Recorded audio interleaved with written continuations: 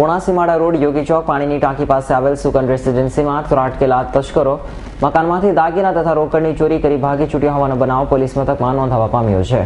પૂર્ણાસીમાડા road યોગી ચોક પાણીની ટાંકી પાસે આવેલ સુકન રેસિડેન્સીમાં પહેલા માળે રહેતા પ્રકાશ બાવીસીએ નોંધાવેલી ફરિયાદમાં જણાવ્યું હતું કે તેઓ દિવસ દરમિયાન પરિવાર સાથે બહાર ગયા હતા ત્યારે અજાણ્યા ચોરી સમયે તેમના મકાનને દિન દહાડે નિશાન બનાવી મુખ્ય દરવાજાને મારેલ તાળું તોડી ઘરમાં ઘૂસીને કબાટમાં મૂકેલ તિજોરીમાંથી રોકડા 1.5 લાખ રૂપિયા તથા સોનાના દાગીના મળી કુલ રૂપિયા 1,80,000ની મત્તાની ચોરી કરી ભાગી છૂટ્યા હતા.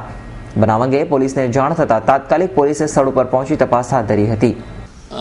ગઈકાલે તારીખ 30/1/2015ના રોજ યોગી ચોક તિરુપતિ સોસાયટીની પાછળ પાણીની ટાંકી પાસે સરથાણા મુકામે સુકર રેસિડેન્સી આવેલ છે. એના એપાર્ટમેન્ટ B2 104માં પ્રકાશભાઈ કાળુભાઈ બાવીસી કરીને રહે છે.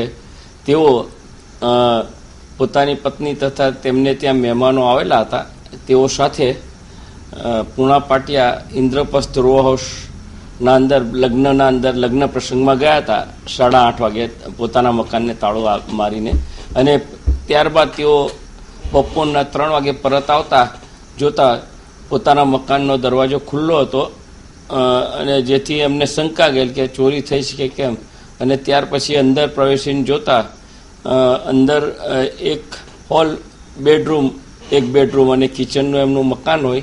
અંદર પ્રવેશી જોતા બેડરૂમમાં રાખેલ તિજોરી ખુલ્લી હતી અને એના તિજોરીના અંદર જે ચોરખાનાઓ વગેરે આવેલા હોય છે એનું તાળું તોડી અને એમાંથી મૂકેલ રોકડા રૂપિયા 1.5 લાખ કેશ તથા બુટ્ટીઓ અને કડી મળીને કુલ 1,30,000 એ ઘરેણા 30,000ના મળીને કુલ 1,80,000ની તેઓના મકાનમાંથી ચોરી થયેલ હોવાની તેઓએ ફરિયાદ આપેલી.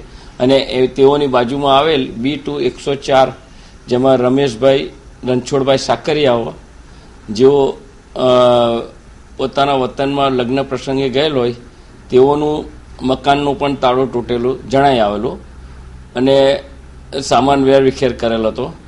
પરંતુ આજરોજ તેઓ આવતા અને તેઓની પૂછપરછ કરતા પોતાના મકાનમાંથી કંઈ પણ ચોરીમાં ગયેલ હોવાનું જણાવ્યું નહીં હોવાનું પોતે અમારી સમક્ષ જણાવેલ છે. આ બાબતે વધુ તપાસ ચાલી રહી છે. આરોપીને પકડી પાડવા અંગેની વધુ તપાસ તજવીજ ચાલુ છે. સુરતમાં રોજે રોજ લાખોની ચોરીઓ થતી રહી છે ત્યારે શહેર પોલીસ માટે હાલ તો લાખોની ચોરી એક ચેલેન્જ સમાન છે. Bureau report S9 news, Surat.